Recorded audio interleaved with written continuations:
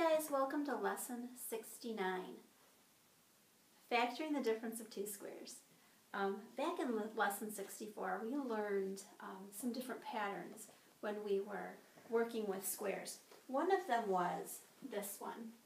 If you have a plus b times a minus b, you're going to get a squared plus ab minus b squared.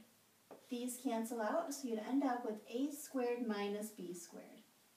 Okay, so that's what we're going to be working on in lesson 69, is how to factor a squared minus b squared.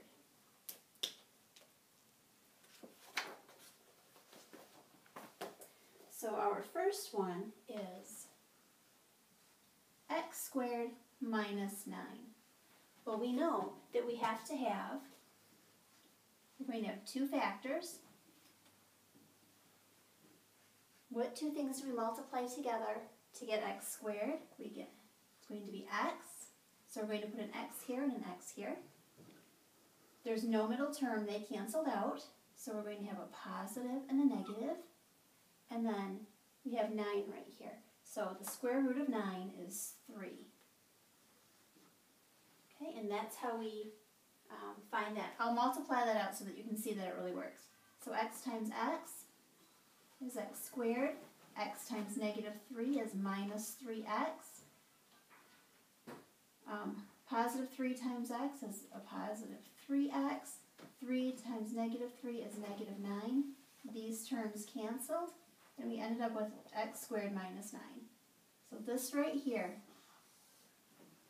is our answer. Okay?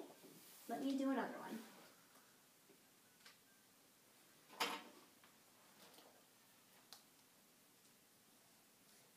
X squared minus 25.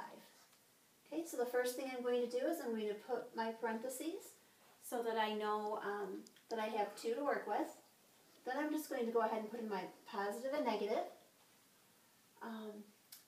So 4 is a perfect square and x is 2, so we can go 2x times 2x to get 4x squared. And then the square root of 25 is going to be 5. So this is our answer. And we'll go ahead and check that just so you guys can see how that works. So 2x times 2x is 4x squared. 2x times negative 5 is negative 10x, plus 5 times 2x is 10x, and then positive 5 times negative 5 is negative 25. These are going to cancel, leaving us with 4x squared minus 25.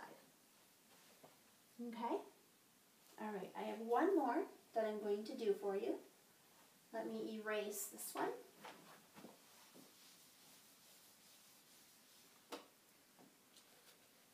And again, I will change the color of my marker. My green doesn't show up very well, so I'll use blue. What if we have something that looks like this? X squared minus 7. Well, we still have this pattern where we have x squared minus a number. So this is what this would look like. Okay, so we're going to be adding 1 and subtracting 1. When we add and subtract the same numbers, it cancels out that middle term. Okay? So our first term, x squared, we would have x. And then we want to know what number, when we square it, is going to give us 7. Well, that would just be the square root of 7.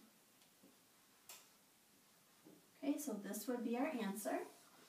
And I'll multiply that out so you can see what it looks like. X times x is x squared minus the square root of 7x plus the square root of 7x minus the square root of 7 times the square root of 7, or you could say the square root of 7 squared, which would give us 7. These middle terms cancel out because 1 is negative, 1 is positive, giving us x squared minus 7.